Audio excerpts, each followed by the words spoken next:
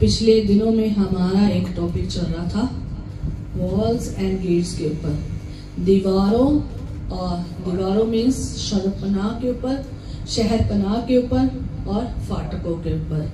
तो ये हमने नहमीया उसका पहला बाब और उसकी तीसरी आयत में हमने ये वचन शुरू किया था कि नहमीया के समय में बहुत लोग बंदुआई में चले गए, गुलामी में चले गए और कुछ चंद लोग छूट कर कहाँ आ गए, यरूशलेम में आ गए। पर जब यरूशलेम में आए तो यरूशलेम की भी कंडीशन अच्छी नहीं थी, इसकी भी बुरी हालत थी क्योंकि दीवारें टूट चुकी थी और साथ में उसके फाटक जल चुके थे और सारी तबाही होगी। क्यों हुई ये भी बताया गया था कि क्या कारण था कि ये यरूशलेम की हालत होना और इन सब का गुलाम होना और साथ में जो लोग बंदुआई में वहां पर रह रहे थे वो क्यों नहीं सुरक्षित थे, क्यों उनकी निंदा हो रही थी, क्यों उनकी दुर्दशा बुरी थी। और ये सब कुछ जो है ना खुदावंद के वचन में बहुत डीपली बताया गया है और ये आज भी बता देते हैं ताकि जो है ना वचन को आप अच्छे से समझ सके। तो इनकी जो हालत इसलिए बुरी है, चाहे वो यरूशलेम है और चाहे वो लोग थे जो खुदा को मानने वाले थे, उनकी हालत इसलिए बुरी थी क्योंकि उन्होंने परमेश्वर के विरुद्ध में पाप किया था, अनाज्ञाकारी की थी, नियमों और विधियों को तोड़ा था, बुराई की थी और बुराई की तरफ जा रहे थे। इसलिए खुदावंद ने उन्हें तितर बितर कर दिया और जो बच गए थे लोग बंदुआई में से बच गए थे वो यरूशलेम में तो आ गए, गुलामी से तो छुटकारा मिल गया, पर लेकिन फिर भी वो सुरक्षित नहीं थे। क्यों नहीं थे? क्यों लोग दूसरे लोग उनकी निंदा कर रहे थे, उनकी बुरी दुर्दशा हो रही थी? क्योंकि जो यरूशलेम की शहर पनाह है, दीवारें हैं, वो टूट चुकी थी और जो फाटक थे वो जल चुके थे, इसलिए उनकी हो रही थी। और जिस देश की या जिस नगर की और जिस शहर की पनाह टूट जाती है और नगर की दीवारें जो एक किलाबंदी का काम करती है और अगर वो टूट जाती है तो सुरक्षा भी और रक्षा भी और प्रोटेक्शन भी, सिक्योरिटी भी क्या हो जाती है, खत्म हो जाती है। तो पिछले दिनों में दीवारों के ऊपर वचन देखा था, फिर हम फाटकों के ऊपर वचन देख रहे थे और आज भी जो है ना वचन फाटक के ऊपर है। ठीक है, नगर की दीवारें और फाटके जो है ना उस समय नगर के निवासियों के लिए सुरक्षा का और कामों का, रक्षा का, प्रोटेक्शन का, सिक्योरिटी का काम करते थे। वैसे ही हमारे जीवन में जो स्पिरिचुअल फाटक है, जो स्पिरिचुअल शहर पनाह किला बंदी है और स्पिरिचुअल जो दीवारें हैं वो हमारे जीवन में स्पिरिचुअली तौर पर कैसे काम करते हैं ये बताया गया था। और आज जो है हम फाटक के ऊपर, ये हमारा आज हमारा लास्ट है ये वचन, ठीक है, लास्ट भाग है और ये 7th पार्ट है जो हम देखने जा रहे हैं। ठीक है, 6 हम देख चुके हैं, ये 7th है। जैसे हमने देखा है कि नगर के फाटकों को ऊपर सुरक्षा थी, अधिकार था, न्याय था और हमारे जो स्पिरिचुअल जो फाटक है उनके ऊपर भी हमारी सुरक्षा, अधिकार और न्याय कैसे होना चाहिए ये हमने पिछले 3 जो है ना फाटक के ऊपर सिर्फ जो पार्ट है वो देखे थे। पर आज हम परमेश्वर के वचन में से जो स्पिरिचुअल तौर पर हम एक नया चौथा पॉइंट देखेंगे और वो है पहुंच के बारे में। ठीक है, ये जो नगर के फाटक है वो एक पहुंच के बारे में, पहुंचना बताते हैं। तो जो चौथा पॉइंट है वो देखेंगे स्पिरिचुअल और आत्मिक मीन्स आत्मिक पहुंच के बारे में, पहुंचना सीखेंगे। और मीन्स इसका ये है कि परमेश्वर का वेलकम कैसे करना है, ठीक है, और कैसे उसका वेलकम करना है अपने फाटकों में, अपने जीवन में, चाहे आपका घर हो, चाहे आपका जीवन हो, चाहे आपका परिवार हो, चाहे आपके चर्च कलीसिया हो, उसमें कैसे परमेश्वर का वेलकम करना है और उसकी उपस्थिति और उसके राज्य में प्रवेश का जो पहुंचना है, प्रतीक है, वो क्या है और ये हम सीखेंगे। ठीक है, ये जो पहुंचना है जो आत्मिक तौर पर पहुंच के बारे में है, पहुंचने के बारे में है, तो वो है वेलकम करना कि परमेश्वर की उपस्थिति पहुंच चुकी है और उसका वेलकम करना है और उसका राज्य जो है ना उसमें प्रवेश करना, पहुंचना है। इसलिए उसका क्या है, ये प्रतीक है। हालेलुया। तो आज हम परमेश्वर के वचन में भजन संहिता उसका 24 बाब और उसकी 7 और उसके 10 आयत तक पढ़ेंगे। ये हमने गीत भी आज हिंदी में गाया है, उसके फाटकों में स्तुति करें और ललकारें। ठीक है, क्यों ललकारें, क्यों उसकी स्तुति करें फाटकों में। और दूसरा हमने पंजाबी में भी सॉन्ग गाया जो हमारा सबका फेवरेट है, मेरा तो खास तौर पर फेवरेट है, रब खुदावंद बादशाह है, वो जलाल का बादशाह है। तो ऊंचे करो सिर दरवाजे, ऊंचे हो सब दरो। तो ये जो वचन है ना, गीतों के ऊपर ही बने हुए हैं। ठीक है, ये जो गीत है ना वचन के ऊपर बने हुए हैं। ठीक है, ये ज़बूर खास तौर पर वचन के ऊपर बना हुआ है। तो जितने भी हम ज़बूर गाते हैं वो वचनों के ऊपर बने हैं, वचन से बाहर नहीं है। सो आज हम ज़बूर भी पढ़ेंगे और इसमें देखेंगे कि क्या है ऐसा इस है फाटको अपने सिर ऊंचे करो, क्या है कारण, क्यों फाटकों में क्या पहुंच गया था कि जिसकी वजह से जो फाटकों को खोला जा रहा है, सिर ऊंचे किए जा रहे हैं, सिरों को उठाया जा रहा है, वर्शिप हो रही है, ये क्या है हम आज देखेंगे। और हम पढ़ेंगे भजन संहिता उसका 24 बाब और उसकी 7 आयत में लिखा है फाटको अपने सिर ऊंचे करो, है सनातन के दरो ऊंचे हो जाओ, क्योंकि प्रतापी राजा प्रवेश करेगा। ये प्रतापी राजा कौन है? परमेश्वर जो सामर्थी और पराक्रमी है, परमेश्वर जो युद्ध में पराक्रमी है फाटको अपने सिर ऊंचे करो, है सनातन के दरो तुम भी खुल जाओ, क्योंकि प्रतापी राजा प्रवेश करेगा। वह प्रतापी राजा कौन है? सेनाओं का यहोवा। हम कह रहे थे ना लश्करों का, ठीक है, लश्करों का। इंग्लिश में देखेंगे लॉर्ड ऑफ होस्ट्स, लॉर्ड। ये जो ज़बूर है ना, ये दाऊद राजा का ज़बूर है। ये भजन संहिता जो है ना, ये दाऊद राजा की है। तो कहते हैं कि ये तब गाया गया था जब दूसरा शमूएल उसका 6 चैप्टर में आप पढ़ सकते हैं कि जब वाचा का संदूक यरूशलेम में प्रवेश होना था, पहुंचना था।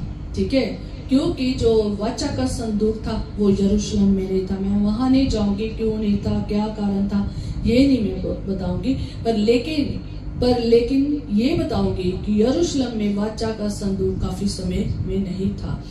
तो जो राजा दाऊद है वो उसका ये भजन है। और ये चैप्टर दूसरा शमूएल उसका 6 चैप्टर, दूसरा शमूएल उसका 6 चैप्टर में आप देख सकते हैं कि वाचा का संदूक जब लाया गया तो कैसे ये सब गाया गया। ठीक है, वहां पर उस पूरे चैप्टर में जो दूसरा शमूएल 6 चैप्टर में आप पूरा जब पढ़ोगे ना, आपको हर एक चीज वहां पर डीपली पता चल जाएगी। पर लेकिन ये एक भजन है, ठीक है, जो ज़बूर है, जो दाऊद राजा ने गाया है, ये उस बिहाफ पर गाया था, ये उस समय में गाया गया था जब वाचा का संदूक यरूशलेम में पहुंचना था, आना था, लाया जाना था। ठीक है, तब ये जो ज़बूर है ना गाया गया था। ये वाचा का संदूक क्या था, किसका प्रतीक है? तो जब आप इसको देखोगे ना तो ये बहुत ही खास खुदावन ने से बनवाया था मूसा के द्वारा। ठीक है, इसका नक्शा, इसका सब कुछ बनाया था। पर लेकिन हम उधर नहीं जाएंगे। ये बताऊंगी जो वाचा का संदूक है वह परमेश्वर की उपस्थिति का प्रतीक है और ये यहूदियों के लिए बहुत ज्यादा महत्व रखता था वाचा का संदूक। इनके पास जो ना वाचा का संदूक काफी समय में नहीं था, क्योंकि जो शाऊल राजा था उसने इसके लिए कुछ भी नहीं किया, जब उसका ध्यान भी नहीं था। लेकिन दाऊद नबी, जो दाऊद राजा है, दाऊद नबी है, वो एक ऐसा चाहने वाला परमेश्वर का बंदा था। उसकी तो बात ही अलग है, उसकी चाहत बड़ी अलग है। ठीक है, तो वो इस काम को करना चाहता था। जब उसका राज्य आया तो उसने इस कार्य को किया।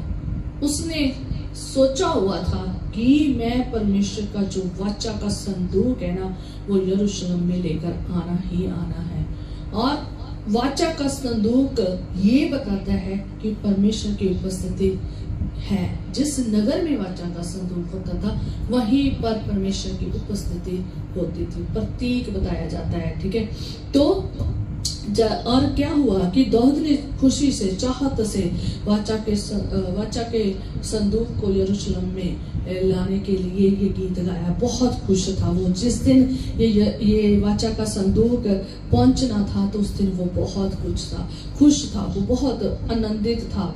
और जब ये काम दाऊद ने किया तो वाचा के संदूक को यरूशलेम लाने के लिए, तो दाऊद जो राजा है वो गीतों के साथ, नरसिंगों के साथ और नाच कर, पूरी आराधना के साथ वाचा के संदूक का आदर कर रहा है। उसकी उपस्थिति के लिए, उसके यरूशलेम के फाटकों में पहुंचने के लिए पूरा क्या कर रहा है, वेट कर रहा है, आदर कर रहा है, प्रेज कर रहा है, प्रस्तिश कर रहा है, नाच रहा है, गा रहा है। और उसकी पूरे लोग इकट्ठे हुए हैं। पूरे जो क्या कहते हैं, पूरी शहनाइयां बज रही है, पूरे नरसिंगे बज रहे, बहुत जैसे एक राजे का वेलकम किया जाता ना, वैसे ये वेलकम किया गया है। किसका? वाचा के संदूक का। ठीक है, कभी किसी दिन खुदा ने चाहा तो ये वाचा के संदूक के ऊपर खुदा का वचन जरूर सुनाएंगे। तो जब ये उसकी उपस्थिति, जब यरूशलेम में वाचा का संदूक का पहुंचना था, खुदावन की उपस्थिति का पहुंचना था, वहां आना था, तब वो ये भजन गाता है फाटको अपने सिरों को क्या करो, ऊंचे करो, अपने सिर को ऊंचा करो। क्यों ऊंचा करो? क्योंकि है सनातन के दरो, वो दरो जो सनातन के, जो सदा के हैं। अब है ऊंचे हो जाओ, ऊंचे, नीचे नहीं, ऊंचे की बात की गई है। सिरों को ऊंचा करने की बात की गई है, क्योंकि प्रतापी राजा प्रवेश कर रहा है। कोई आम राजा नहीं है, ये राजाओं का राजा है, ये बादशाहों का बादशाह है। उसके बारे में बात की गई है कि प्रतापी राजा प्रवेश हो रहा है। और ये प्रतापी राजा कौन है? परमेश्वर, जो सामर्थी है, पराक्रमी है, जोरावर परमेश्वर है। वो जो युद्ध में जोरावर परमेश्वर है, वो क्या कर रहा है? प्रवेश हो रहा है। ये भजन बहुत गा रहा है, बार बार कह रहा है, अपने है फाटकों, अपने सिर ऊंचे करो, है सनातन के दरों तुम भी खुल जाओ। ये वो आराधना में गा रहा है, नाच के नरसिंगों में गा रहा है।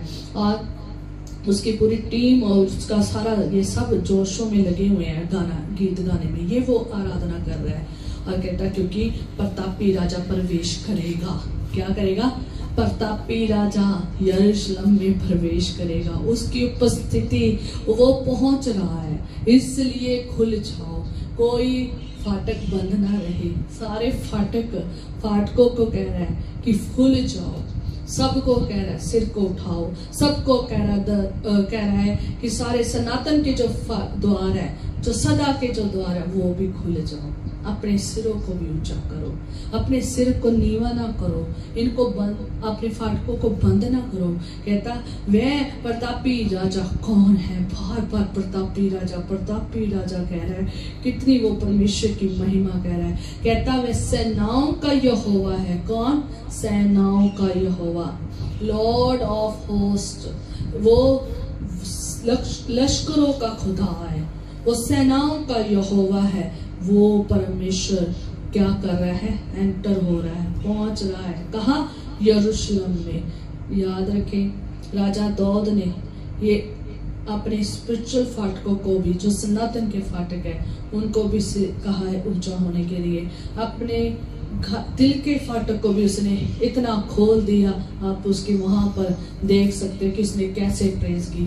उसने इतनी ज्यादा प्रेज की, उसने इतनी ज्यादा आराधना की कि जब फाटक के अंदर लाया गया ना वाचा का संदूक, जब परमेश्वर की उपस्थिति हुई, तो जब सब गा रहे थे, सब बजा रहे थे, सब गाना बजाना नरसिंगे सब कुछ हो रहा था ना, तो वो वाचा के संदूक के आगे नाच रहा था।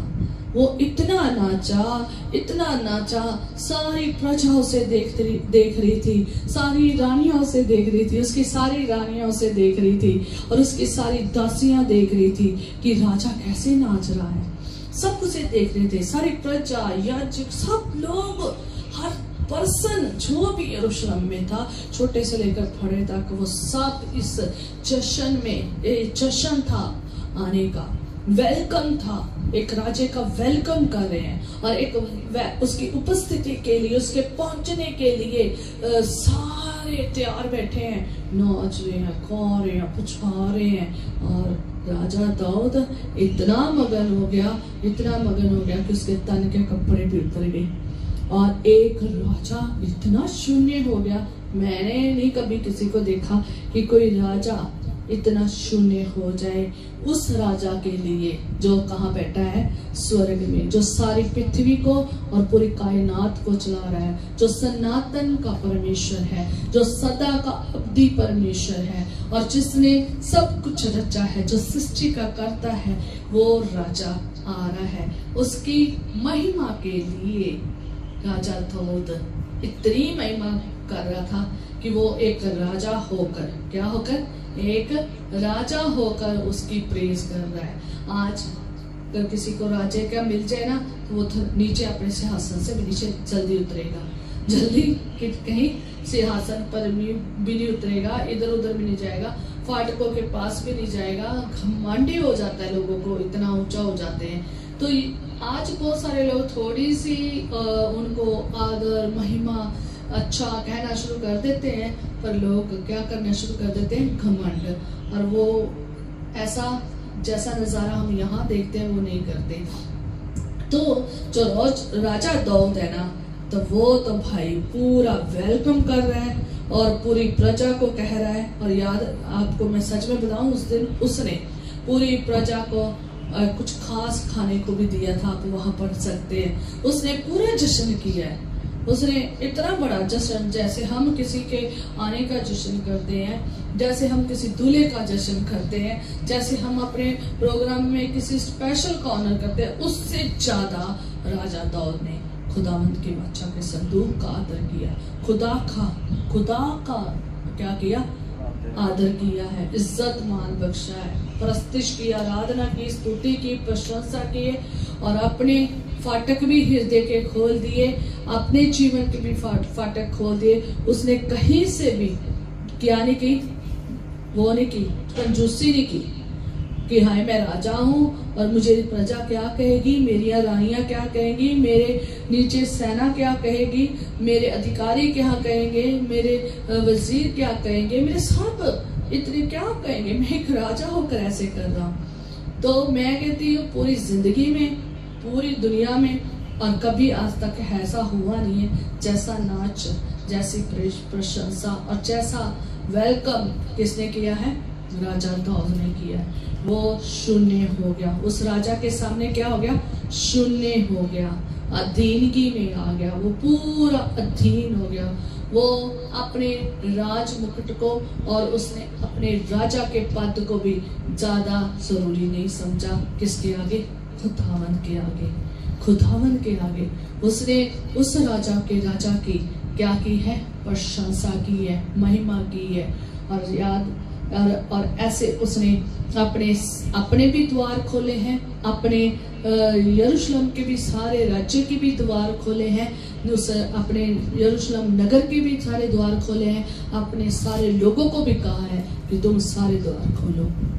उसने हर एक चीज का द्वार खोल दिया है, चाहे उसकी जिंदगी का था, चाहे उसके लोगों का था, चाहे उसके परिवार का था, चाहे उसके राज्य का था, चाहे उसके नगर का था, उसने सारे फाटकों को खोल दिया है। याद है, एक बात और कहना चाहती हूँ। तो वहां पर सिर्फ एक ऐसा पर्सन था जो मीकल थी। मीकल जो थी वो शाऊल राजा की बेटी थी, वो दाऊद की रानी थी, ठीक। और शाऊल ने अपनी बेटी का शादी दाऊद राजा से की थी। लेकिन जो मीकल थी वो भी इस जगह में अवेलेबल थी, वो भी वहाँ पर मौजूद थी, पर लेकिन जो मीकल थी ना, वो आई जरूर थी उस राजाओं के राजा की महिमा करने के लिए, प्रेज प्रस्तिश करने के लिए, पर लेकिन जब वो दाऊद को इस तरीके से देख रही थी ना कि ये कैसे नाच रहा है, बच्चा के संदूक के आगे नाच रहा है, कैसे इसने कपड़े उतार दिए हैं और नाचते नाचते कैसे ये निकम्मा लग रहा है, अपने जो उधेड़ा तन को उखाड़ा हुआ है, मीन्स कपड़े को उतारा हुआ है। तो जब ये बातें वो बोल रही थी ना वहां पर, और ये जब ये वाक्य हुआ ना वहां पर, तो मीकल जो है ना इस बात पर कि उसने तन को उखाड़ दिया है, तन के जो कपड़े हैं उसे उतार दिए हैं और ऐसे नाच रहा है, तो उसने उसे निकम्मा जाना, उसने उसको निकम्मा जाना। उसे उसका एक राजा, उसने ये सोचा कि एक राजा है, उसको अपनी प्रजा, अपनी रानियां, अपने लोगों के सामने ऐसे नहीं नाचना चाहिए था, ऐसे पागलों की तरह जो है ना नहीं नाचना चाहिए था, ऐसे इस तरीके से नहीं नाचना चाहिए था कि वो जैसे पूरा मदहोश होकर पागलों की तरह नाच रहा था। तो वो नहीं चाहती थी कि ऐसा हो, पर लेकिन ये मीकल को अच्छा नहीं लगा। ये मीकल जो है वो अपनी दासियों में भी ये चर्चा करती है और उसकी जो अपमान करती है, अनादर करती है। और पर लेकिन जो दाऊद राजा है ना, जो दाऊद राजा है, तो उसने कहा कि मैं ऐसा ही नाचा करूंगा, मैं इससे भी ज्यादा नीचे होकर नाचा करूंगा, और जिन दासियों में तूने मेरी चर्चा की है ना, आदर मानना की निंदा की है ना, तो उसमें मैं और वो मेरा आदर करा करेगी, कहता। और आपको पता है जो मीकल है, जिसको ये अच्छा नहीं लगा, वो कभी भी माँ नहीं बनी, और वो ऐसे ही बिना संतान के मर गई। और आप सोच सकते हैं कि इस जगह में दो ऐसे लोग हैं, बहुत सारे लोग हैं, पूरा यरूशलेम है, पूरा यरूशलेम की ऊपर से लेकर नीचे तक सारे लोग हैं, बच्चे बुजुर्ग जवान हैं, सब इस जगह में पहुंचे हैं। पर लेकिन उसमें सिर्फ एक दाऊद ही जो राजा है ना, सिर्फ एक जो दाऊद राजा है, वो ऐसी आराधना कर रहा है जैसे किसी ने भी आराधना नहीं की। तो मैं आज आपको बताना चाहती हूँ कि हमारे जीवन के जो फाटक है ना, हमारे जीवन के, हमारे घर के, हमारे चर्च कलीसिया के, हमारे परिवार के फाटक भी परमेश्वर के लिए वैसे ही ओपन करने चाहिए, उन्हें भी वैसा ही खोलना चाहिए जैसा किसने खोला है, दाऊद राजा ने। दाऊद राजा ने अपने फाटक भी, अपने जीवन के भी फाटक खोले हैं, और अपने परिवार के भी जीवन के फाटक खोले हैं, अपने घर के भी फाटक परमेश्वर के लिए खोले हैं, उसने अपने राज्य के लिए भी फाटक खोल दिए हैं। और कैसे उसने आराधना की है, कैसे प्रेज प्रस्तुति की है, कैसे सिरों को उठाने के लिए कहा है, वैसे ही हमें भी ये करना चाहिए। हमारे जीवन में भी, हमारे घरों में, परिवारों में, चर्च कलीसिया में, हर जगह ऐसी ही उपस्थिति पहुंचना जो है ना, परमेश्वर का उपस्थिति का आना, उसको ऐसे ही आदर देना चाहिए। आज लोग बहुत सारे चर्च में आते हैं और बहुत सारे लोग मीकल की तरह हैं, बहुत सारे लोग, बहुत कम लोग होंगे जो राजा दाऊद की तरह होते हैं आराधना करने वाले। बाकी यहाँ पर 3 तरह के आप लोग को देख सकते हैं, एक राजा दाऊद की तरह, एक इसराइलियों की तरह, और तीसरा मीकल की तरह। और मैं खास तौर पर कह रही हूँ कि आप किस में कैसे हैं, ठीक है, आप कैसे हैं जो अपने फाटकों को, अपने जीवन के फाटकों को परमेश्वर के लिए खोलते हैं, अपने मन के फाटकों को परमेश्वर के लिए खोलते हैं। कि हाँ, आप दाऊद राजा की तरह हैं जिन्होंने अपने मन के फाटकों को परमेश्वर के लिए खोल दिया, अपने मुंह के, अपनी आंखों के, अपने हाथों के, अपने नाचने के, नाच कर फाटकों को, पैरों के फाटकों को खोल दिया। उसने कोई भी ऐसा फाटक नहीं था जो बंद था, उसने सारे फाटक खोल दिए, उसने अपना हृदय खोल दिया, शून्य हो गया उसकी उपस्थिति के लिए। याद रखें, हम परमेश्वर के हजूर में आते हैं, हमारे फाटक सब के सब खुले होने चाहिए, हृदय के फाटक परमेश्वर के लिए खुले होने चाहिए। द्वार अगर बंद हो तो वो सिर्फ उन नेगेटिव थॉट के लिए, उन नेगेटिव थॉट्स के लिए और उन नकारात्मक सोचों के लिए, विचारों के लिए, और जो आपको परमेश्वर के साथ नहीं जोड़ती है, जो भटकाती है, भरमाती है, उनके लिए द्वार बंद होने चाहिए। तमाम दुनिया के दरवाजे जो आपको परमेश्वर के साथ नहीं ना जुड़ने देते, वो दरवाजे बंद होने चाहिए, बल्कि ये दरवाजे नहीं बंद होने चाहिए। अपने घर के भी दरवाजे परमेश्वर के लिए खोलो, क्योंकि बहुत सारे लोग परमेश्वर के लिए अपने घर के भी दरवाजे नहीं खोलते हैं, अपने परिवारों के दरवाजे नहीं खोलते। आपके परिवार जो है ना, कहाँ जा रहे हैं किसी को कोई पता नहीं है, ठीक है। अगर आप परिवार में 4 चाहिए ना, तो चारों का एक एक अपना हिस्सा है, ठीक है। वो सबके सब परमेश्वर के लिए परिवार समेत परिवार अपना फाटक खोले, पूरा परिवार। देखो फिर क्या कमाल होती है। खुदावन आदर मान बख्शेगा। जो तुम्हारी निंदा करते हैं ना, उनमें तुम्हारा आदर मान बख्शेगा। अगर तूने जैसा आदर प्रभु को दिया है ना, वो भी आपको आदर देगा। जैसा राजा दाऊद का राज्य था ना, वैसा किसी का राज्य नहीं हुआ था। बाइबल में आप पढ़ सकते हैं, सिवाय यीशु के किसी का राज्य नहीं हुआ था। जितने भी पुराने नियम में राजा आए हैं, किसी का राज्य वैसा नहीं था जैसा सिर्फ दाऊद का राज्य था। आप जानते हैं आज बहुत सारे लोग वो हैं जो आते तो हैं चर्च में, आते तो हैं कलीसिया में, पर लेकिन मिकल की तरह होते हैं। क्या? जो राजा शाऊल की बेटी मिकल है ना, उसकी तरह है। और वो वाचा के संदूक की खासियत को नहीं जानती थी, वो परमेश्वर की उपस्थिति के बारे में नहीं जानती थी। क्यों नहीं जानती थी? क्योंकि उसके पिता जो शाऊल था, जो राजा था, उसने भी वाचा की अहमियत को नहीं समझा, और इसलिए उसकी बेटी ने भी उस अहमियत को नहीं समझा। तो आप याद रखें कि राजा दाऊद जो है वो राजा दाऊद जो है, वो जिसे वो निकम्मा कह रही थी ना, तो उसे नहीं पता था कि जिस वाचा के संदूक की वो वेलकम कर रहा है, तो जो दाऊद राजा जो है ना, तो हमने जो है ना राजा दाऊद की तरह बनना है। आज चर्च में कलीसिया में 2 तरह के लोग हैं, ठीक है। 3 तरह के लोग हैं। एक वो जो दाऊद राजा की तरह आराधना करते हैं और शून्य होकर पूरे अपने हृदय के फाटक को, अपने जीवन के फाटक को, अपनी आंखों के फाटक को, अपने कानों के फाटक को पूरा खोल के रखते हैं। अपने मुंह के फाटक को उसकी प्रेस प्रस्तिश के लिए, नरसिंगों के लिए खोल के रखते हैं। अपने हाथों के, अपने पैरों के, अपने सब फाटकों को उसके लिए खोलते हैं। कोई भी हिस्सा नहीं छोड़ते हैं उसकी आराधना के लिए। वो हर तरफ से परमेश्वर की आराधना करते हैं, पूरे हृदय से फाटकों को खोल कर सिर को ऊंचे करके आराधना करते हैं। याद रखें, सिर ऊंचा करना इसका एक मीनिंग है। सिरों को उठाना एक मीनिंग है। सिर को उठाना एक आशा किसी की आशा खुदा के ऊपर लगानी। दूसरा, सिरों को उठाना आदर की बात है।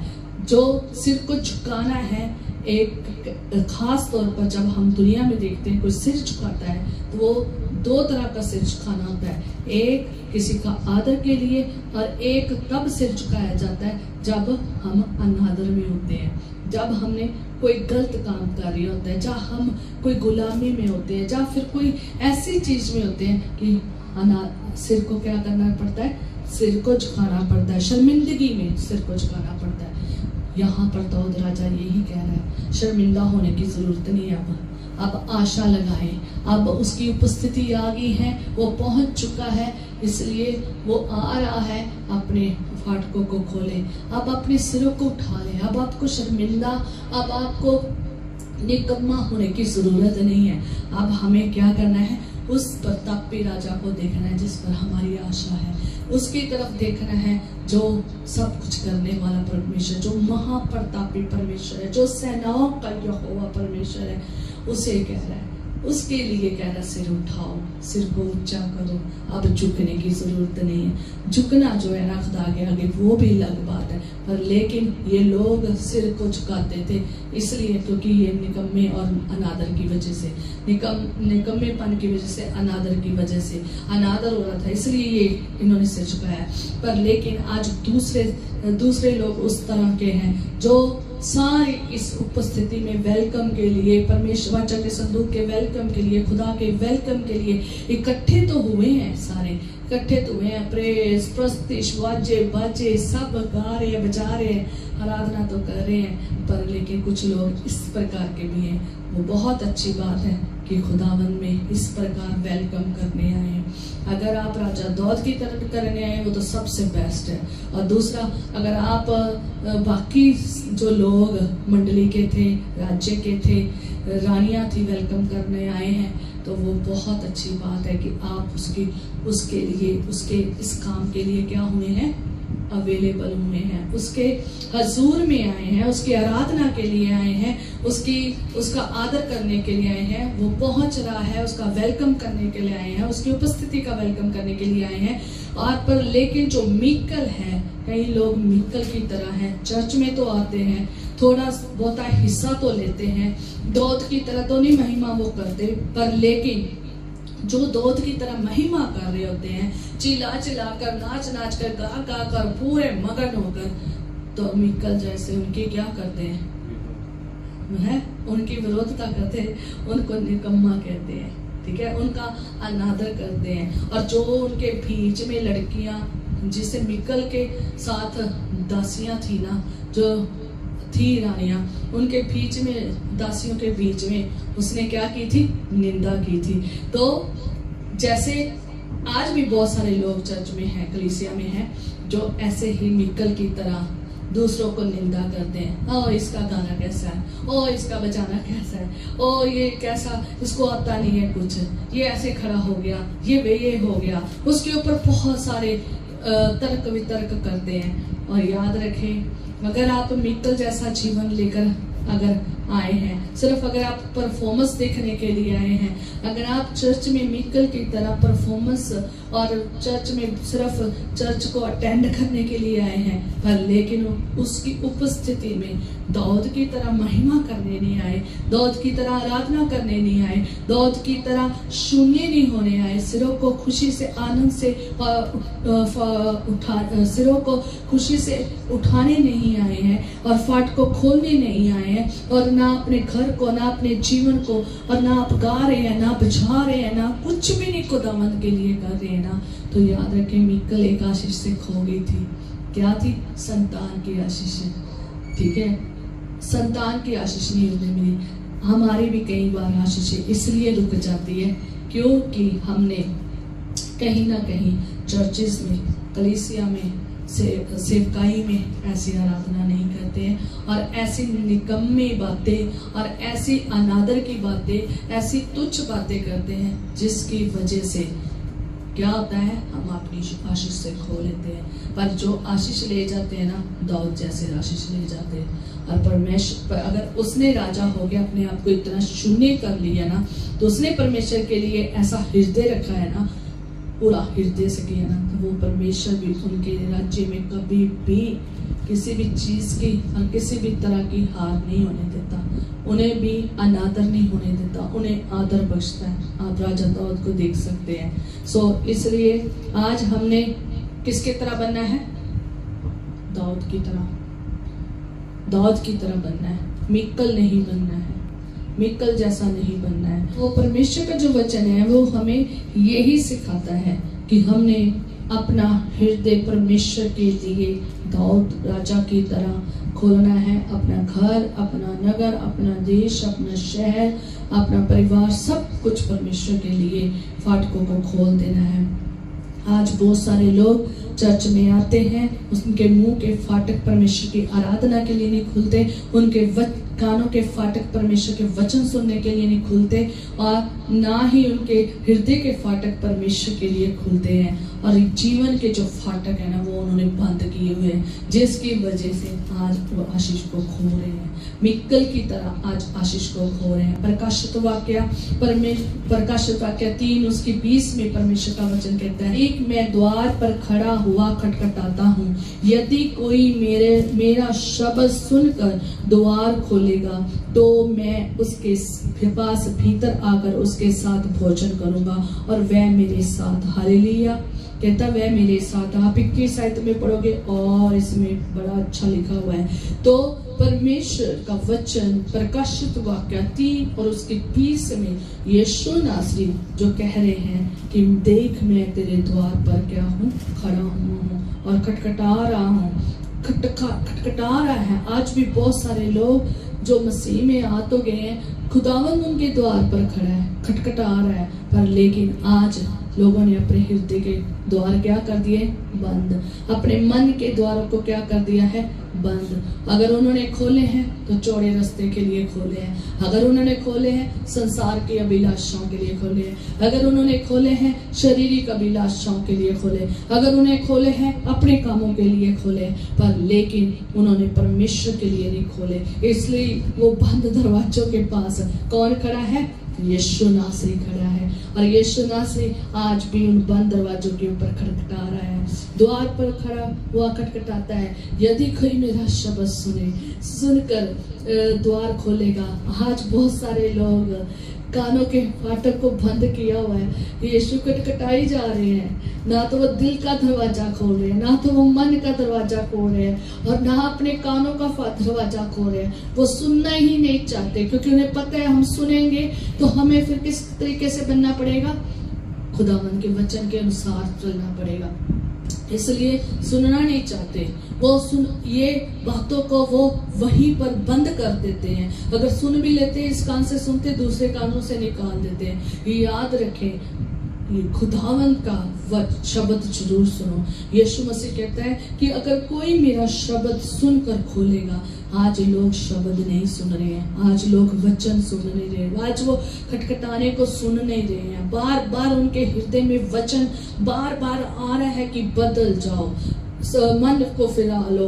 बार बार आ रहा है जागृत हो जाओ, प्रार्थना करो, क्योंकि परमेश्वर का राज्य निकट है। बहुत बार बार अलग अलग भविष्यवाणी आ रही, अलग अलग तरह के वचन आ रहे हैं, अलग अलग तरह के जीवन को बदलने के, मनों को बदलने के, खोलने के लिए, साफ करने के लिए, और खुदावंद को हृदय में रखने के लिए, खुदावंद के साथ भोजन करने के लिए, कि तुम उनके साथ बैठकर ये आत्मिक भोजन करो। पर लेकिन लोग जो है ना, वो खोल ही नहीं रहे हैं। ना जीवन का फाटक खो रहे हैं, ना अपने मन का फाटक खो रहे हैं, ना अपने कानों का फाटक खो रहे हैं। उन्होंने अपने कानों को बंद कर दिया है। और यीशु मसीह लगातार खटखटा रहे हैं। कहता यदि कोई मेरा शब्द सुनकर खोलेगा तो मैं उसके पास भीतर आकर उसके साथ भोजन करूंगा। कौन सा भोजन? ये वह भोजन जो आत्मिक भोजन है, जो हमारे लिए भोजन है। याद रखें, अगर आप परमेश्वर के लिए द्वार नहीं खोलेंगे, परमेश्वर के वचन के लिए द्वार नहीं खोलेंगे, तो आप कभी भी आत्मिक रीति पर बढ़ नहीं सकेंगे। आपके आत्मिक फाटक बंद रहेंगे। अगर आत्मिक फाटक बंद हो गए ना, तो सोच लो कि आत्मिक रीति में आप बढ़ भी नहीं पाओगे और स्पिरिचुअल डेथ हो जाएगी, आत्मिक तौर पर डेथ हो जाएगी। हमारी आत्मिक तौर पर डेथ नहीं होनी चाहिए, ना ही हमें आत्मिक तौर पर कमजोर होना चाहिए। खुदावंद का वचन कहता है कि मैं भीतर आकर क्या करूंगा? भोजन करूंगा। ये वचन का भोजन करना चाहता है। खुदावंद रोटी देना चाहता है, जीवन की रोटी, जीवन का पानी देना चाहता है। वो आप में गुप्तगू करना चाहता है, वो आपके दिल के सिंहासन पर आकर राज्य करना चाहता है। पर लोग नहीं करना चाहते, क्योंकि उनको पता है कि अगर हमने यीशु मसीह को अंदर ले लिया तो क्या करना पड़ेगा? बदलना पड़ेगा। बहुत सारी चीजें, संसार की, शरीर की, टाइम, सब कुछ सैक्रिफाइस करना पड़ेगा। वो टाइम नहीं देना चाहते परमेश्वर को। वो घंटों दवाओं में, आराधना में, वचन में जीवन नहीं व्यतीत करना चाहते। आज लोग बहुत सारे आराधना में आते तो हैं, पर लेकिन वो अपने सिर्फ फाटक पता किसके लिए खोलते हैं? पता किसके लिए? आशीषों के लिए खोलते हैं। यीशु को नहीं कहते कि तू अंदर साथ चल, यीशु मसीह प्रभु मेरे साथ चल, नहीं। उसको कहते हैं आप बाहर ही खड़े रहो, मुझे तो सिर्फ आशीष चाहिए। जैसे डिलीवरी मैन नहीं आया होता, सिर्फ डिलीवरी करने आया होता है, जैसे है ना कि ये चीज ले लो, तुमने ऑर्डर की थी, ये लो। पे भी नहीं करते, ये तो बिना पे के मिल रहा है सारा कुछ, इसका तो आपको कोई मूल्य भी नहीं चुकाना पड़ता। कोई मूल्य नहीं खुदा के वचन का चुकाना पड़ता, कोई चीज का मूल्य नहीं आपको चुकाना पड़ता।